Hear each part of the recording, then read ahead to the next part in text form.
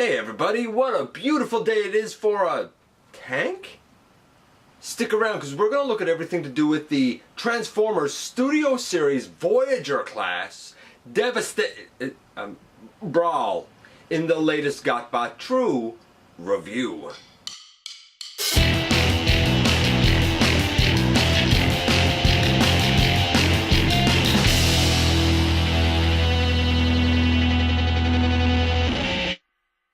Hey guys, welcome back to the channel. I'm your host, Dennis Moulton, aka GotBot. As always, please like, comment, share, and of course subscribe. It is such a tremendous help to me.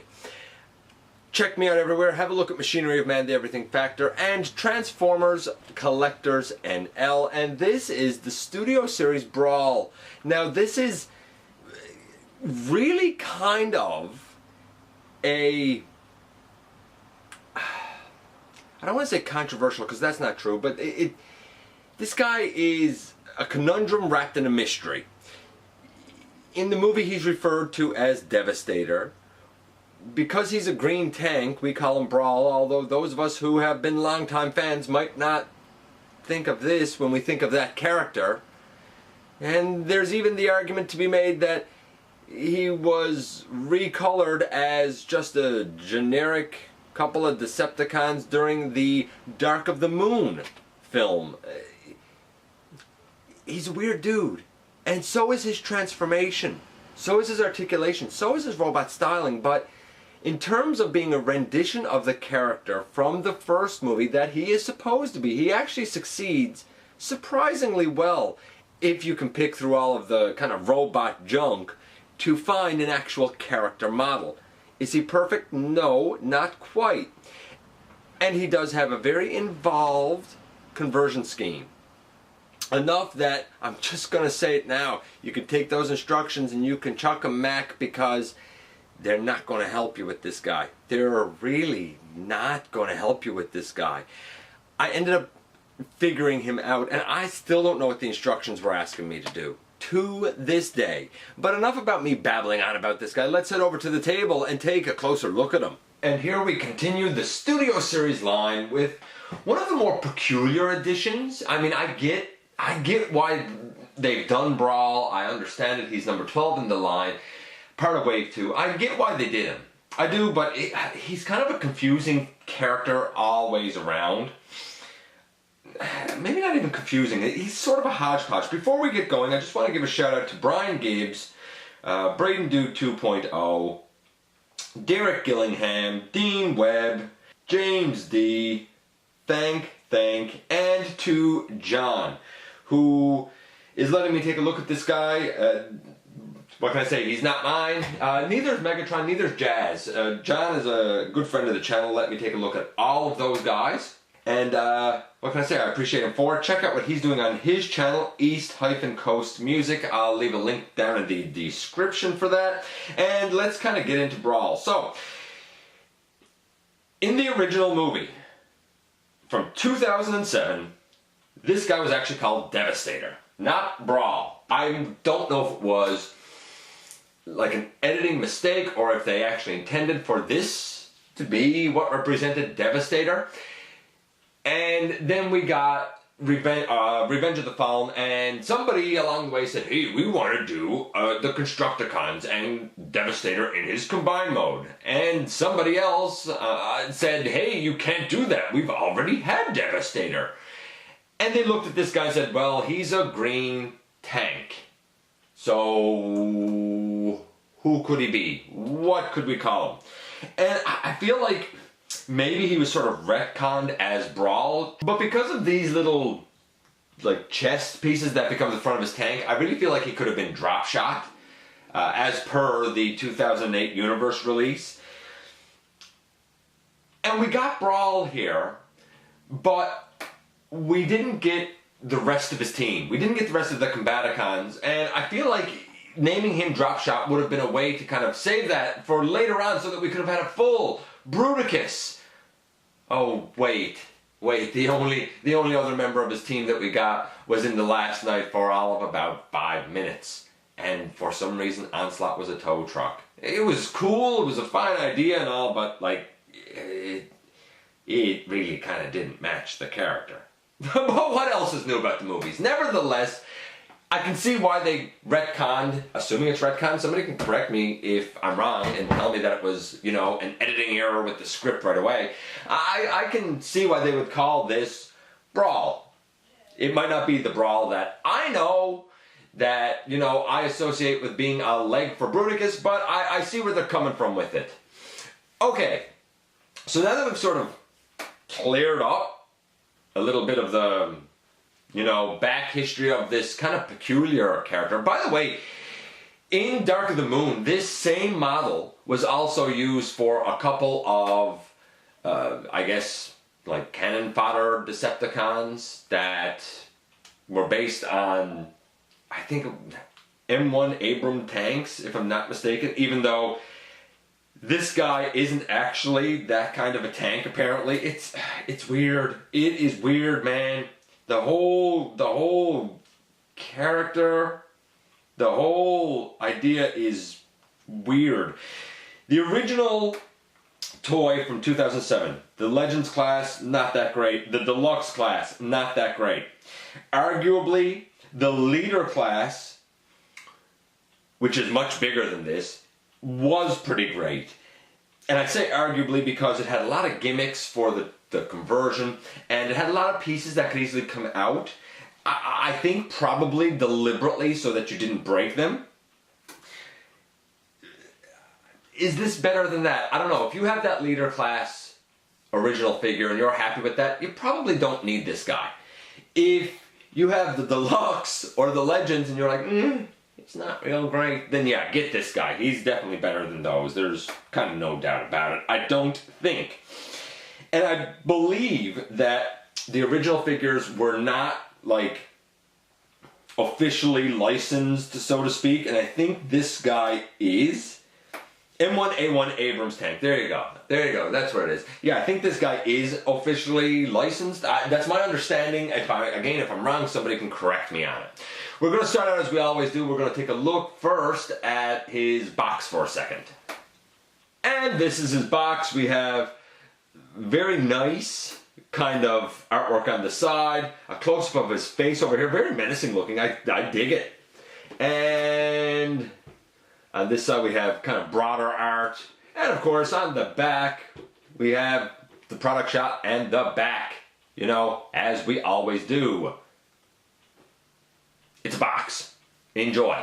And for his first accessory we have this, I don't know, it's a bunch of missiles, I guess, 4 missiles. Maybe it's a missile launcher, cannon, gun, blaster thing. Oddly, it has a rectangular peg. Now it can fit in his hand. I find it slightly loose, but it fits on his arm nice and snugly. I don't know, I dig it. I think it's pretty accurate. I dig it. He also comes with this dual claw thing. Again, it's accurate. This can flip up for some peculiar reason, but not flip forward without popping out. Again, we have the same sort of little rectangular peg on the bottom. And though I don't know if this is intentional, I assume it is, you can also take out this little piece on the top, and this actually fits in his hand nicely. Go figure. And it just slots into a rectangular slot right there. Like that, and this is what we get. And again, it looks good. It's weird, but it looks good. And he comes with instructions. Oh, wait, that's Ratchet's instructions. My mistake. But you know what? These are about as useful in helping you with the conversion for this guy as these are. It's some of the worst instructions I have ever come across. I managed to get this guy converted, and I still do not know what the instructions are asking me to do. For his arms specifically, they are a bit of a beast. I find these useless. Throw them away. They're probably not going to help you. And as you would probably expect by now, here is the backdrop scene. Of course, it's in the heat of battle. And again, wonderful if you can display him like it, because you can just plop him in right there and it looks great if you have the room. And here we have Brawl. Of course, you can take the blaster and, as I said, put it in his hand. Or, despite having a rectangular peg, there's a 5mm circular port, and you basically put a square peg into a round hole. But like, it's really secure. That's the odd part. Same over here. You have a rounded slot right there, and again a rectangular peg. And that's great. If you want, you can remove, as I said, this little blaster piece, and you can put that in his hand. And the guy's armed up. Looks good. Dig it. He's comparable to the Age of Extinction Hound in that he has a wealth of armament. The two blasters up here, the one cannon barrel down bottom, the kind of two blasters up on his shoulders, the, I guess, missile launcher thing on his arm, the claw thing, and then a hand pistol. Like, come on, the guy is armed up. He lives up to his name. There's no doubt about it. Here he is next to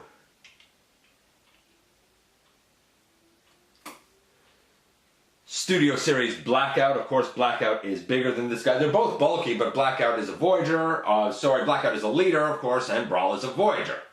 I looked at Blackout in full in episode 402. Taking him out of it.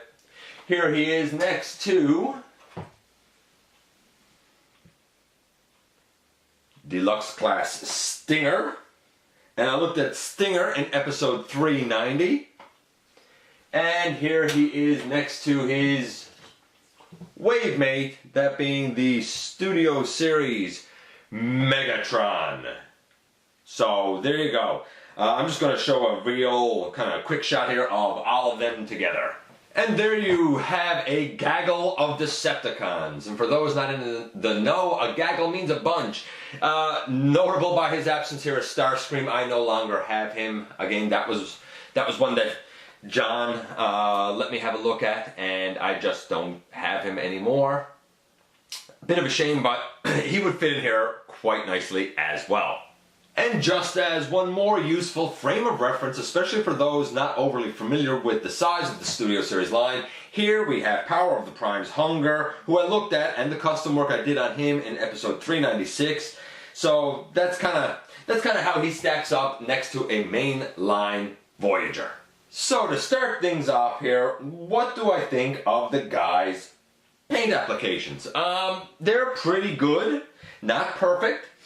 Even on the back of the box with the product shot, there's a couple of differences that I kind of wish they had, stuck with. There's gold in right there between the silver on his chest, and there's gold down here where they have like a gunmetal gray. I think the gold is probably a little more accurate, at least on the legs. So I would have liked to have seen that left. He is missing some black. These, I don't know what they are, cowcatcher things on the front. The teeth, I believe they should be black. And all of the gray on the missile, or all of the green on the missiles, the very tips should also have been gray, or like a gunmetal gray at least. Outside of that, I think it's largely accurate. Arguably, all of the silver on his forearms, some of that could have also been green. It's strange because a lot of these character models really just look like a hodgepodge mess of metal robot parts that don't really have a model. But if you can kind of find a clean image, so to speak, of Devastator here, or Brawl if you will, then this is actually pretty accurate. I'm going to say accurate enough to give it a solid 9.5. It's no mistaking who it is if you know who it is. Plus he has one of the, not most attractive, but one of the most intricate and detailed head sculpts that we've gotten in this line so far, I think. And I'm just going to show that to you guys up close now. See if you appreciate it as much as I do. I hope that's clear, but I mean, come on, the detailing is amazing. The, kind of squinting red eyes and all of the detailing around the mouth and whatnot. And the silver paint really, really makes it pop. I absolutely dig the detailing on it. So 9.5 is a fantastic start. Let's take these accessories off, because that's just giving us kind of extra bulk right now that we sort of don't need with this guy. Let's look at his articulation. The head, it can go left and it can go right pretty freely. It doesn't really look up, it just the way that it locks in, it kind of can't. It can, however, look down a little bit. These things are just on ball sockets and they can go all the way around however you want them to go. The armatures, they move up and down. That's for transformation, but I mean, if you want to move them, you can. I'll do the arms last, I think. The waist, no waist from what I can tell here. The legs go well forward, they go well back, and can even go up a little bit higher. We have a nice thigh swivel. We have a knee to 90 degrees, really. Maybe, no, I think that's 90. If it's not 90, it's 89. His feet can tilt down, nothing left and right. They can tilt up and they can tilt down, nothing left and right.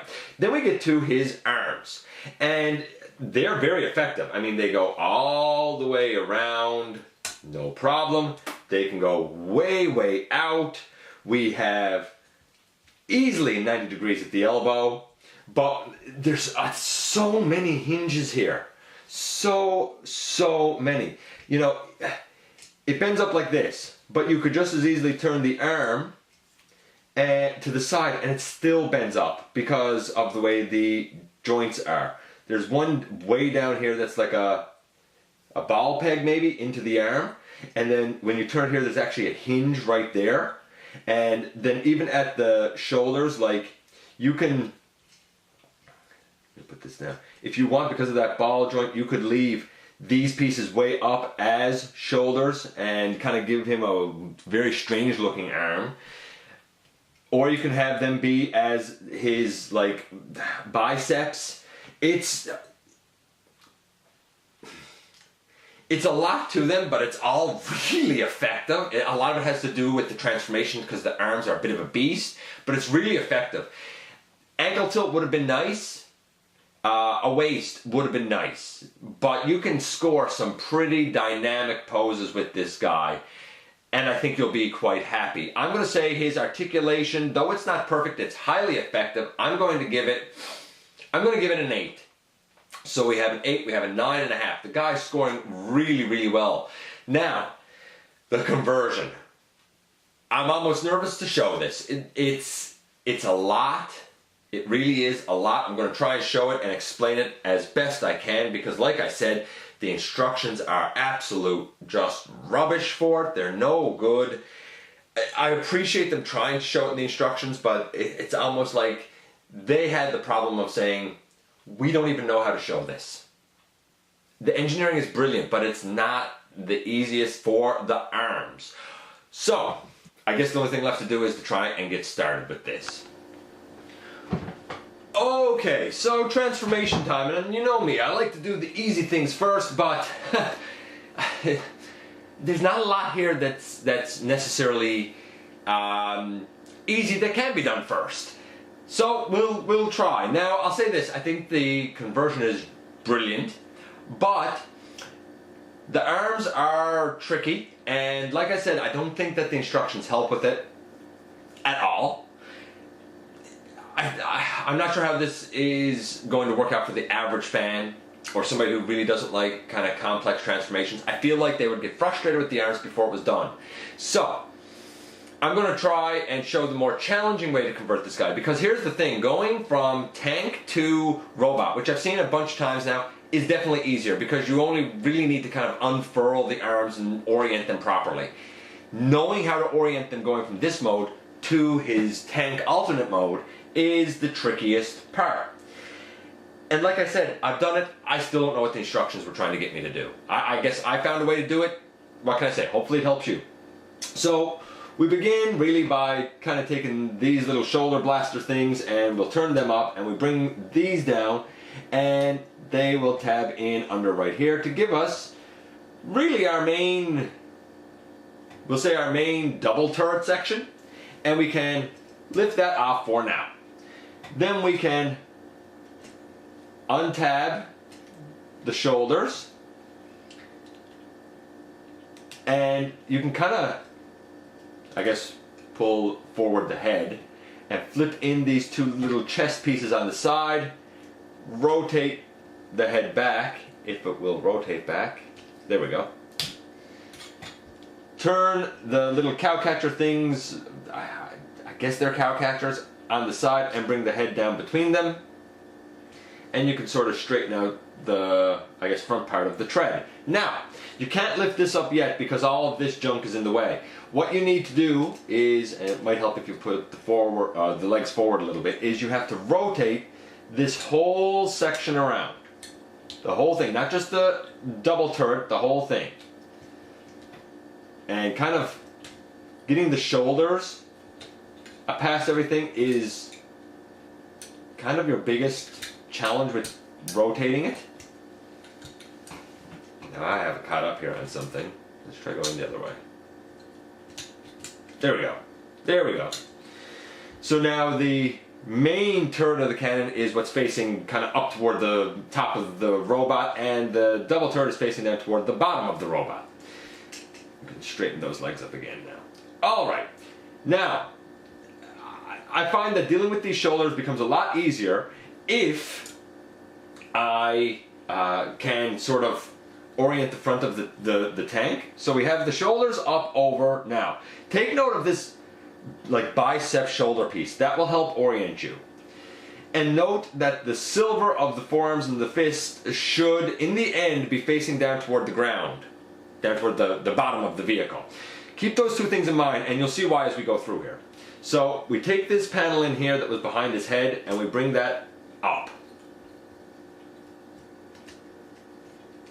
That comes up all the way. And then we can take his head and chest piece and fold that up in underneath. We take the cowcatcher thingies and we can bring those up on the side. And we can kind of orient the front treads. And even take these little green pieces and straighten them down. And that's really the front of the vehicle done. Now we're going to deal with those arms. And while we have them up like this, really what you want to do is rotate them down and rotate them down. What you're looking to have done is now the solid part of that shoulder bicep piece facing the rear of the vehicle. And what was the front of the robot now has the hollow pieces there. Now, you're going to kind of rotate the forearms out to the side like this. And again, it probably helps if we have the legs out a little bit. There is a greeny gray hinge in here. You're going to fold that in so that the whole shoulder bicep piece folds in. And then you'll be able to open this up and it will go underneath this whole kind of tank section here. We'll even take this and rotate it around because it should be facing the same direction, like all three should be facing the same direction for this. So we fold that in under and we fold that in under. Then we open that out and rotate at the bicep swivel. And bring this in underneath and straighten up the arm. We open this out, we rotate at the bicep swivel, we bring that in underneath, and we straighten out the arm. That is easily the most challenging aspect of this guy. Once you have that done, you have a tab and a peg on the back, a couple of tabs on the front, and then they also tab into the main turret. So, you get the back together, you bring the double turret down, you tab the front together, and you tab it down into the main turret. Like that. It's quite a series of movements. I'm not going to pretend it isn't. By the way, if you haven't done so already, you can also turn the little cowcatcher pieces around on the front. Now it's easy. Straighten up the legs. If you had them out, I had them out so that you guys could see this a little easier. Hopefully. Rotate at the thigh swivel and rotate at the thigh swivel. Fold up the foot and fold up the foot. On this foot over here, you need to flip out a rectangular peg. It goes into a slot over on this foot. Very snug, by the way. And then you fold up the side of the leg and you fold out this piece. Obviously you do that on both sides. You fold out this piece and you push these in over and tab them in. Straighten those up. And then in the end, boom, here we have Brawl in his tank mode. Now don't get me wrong, I think this is a great mode, and I think that the little cow catcher things on the front is the reason that I get more of a drop shot sensation from this guy. The kind of gapping here on the back might be jarring to some people. I understand that. You can sort of mitigate it a little bit if you untab it from the main front turret, because then you can sort of push it back a little bit. So that's up to you, kind of how much it bothers you. I tend to keep it untabbed a little bit and have it out like that. He rolls like a champion. There are wheels here and here and here and here. And he rolls great, fantastic, better than I would have expected. These little thingies on the back cannot face forward, straight. You can also not turn them around to have them face out to the back straight. They're kind of off to the side all the time, such is life. The main turret here does not move. It doesn't go up or down, it doesn't swivel, it doesn't do anything. But you can lift this piece out a little bit. And I just pulled that apart, but that's because I was being fumble-fingered with it myself. You can pull this piece up, and it does turn. Doesn't really look up or down. I guess if you pulled it up enough, it could probably look up and down a bit, but it can turn a little bit. What about his accessories? Can we do anything with those in this mode? We sure can. We have two 5mm ports on the top here, and we can put that one there, and we'll say put that one there, and you can have them on the top, and it looks great. Now, he was scoring well. He was scoring about an 8.75 because he had 9.5 for his paint apps, which, by the way, I think it's so cool that he goes from a solid green to this camo green. He had a 8 for his articulation because it's mostly effective, missing a couple of things that I kind of understand why, like a waist swivel. I get why it's not there. But what about his conversion? The fan in me, just the Transformers fan in me, thinks the engineering is pretty brilliant.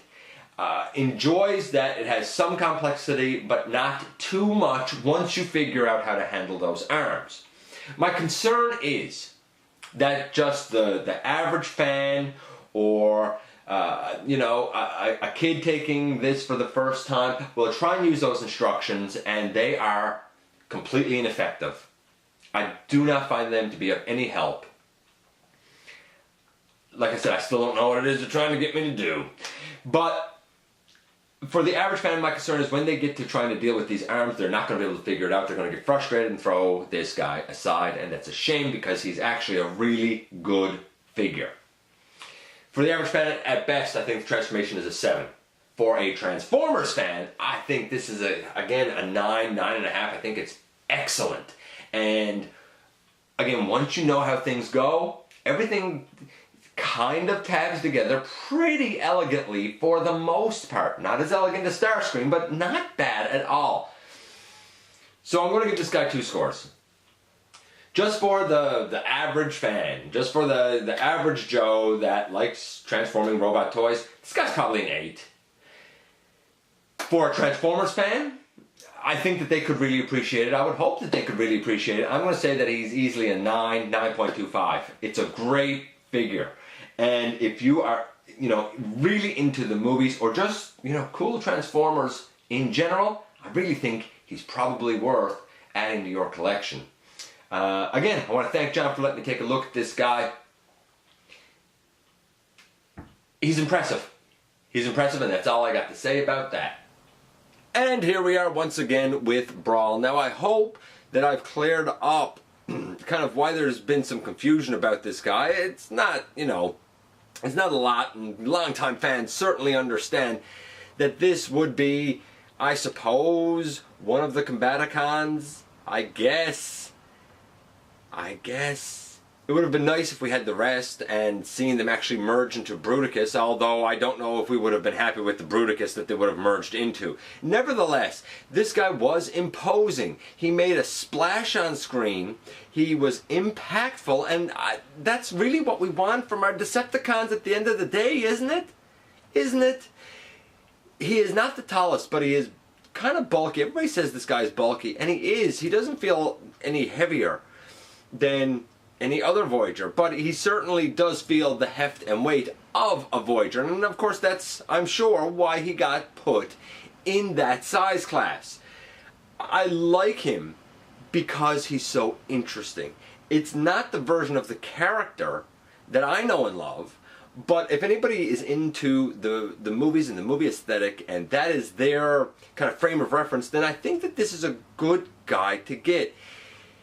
Arguably, the leader class version is better. It's certainly bigger, but it too isn't perfect. If you don't really dig automorph features, maybe that one's not for you. If you don't like little pieces that come off really rather easily on that, probably to avoid them being broken, then that's probably not for you. Maybe this guy is. It's definitely better than the old deluxe class, iteration of the character that we had.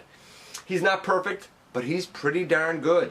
I do, however, wish that these things in the front could slide back or flip down a little more or something. They kind of stick out from his tummy just a little bit too much for my liking. He's interesting. I'll give him that. He's definitely interesting. Let me know what you think about this guy. Is he somebody that you would add to your shelf? As always, I want to thank you for dropping by, for giving me some of your extremely valuable time. I know how important it is to you.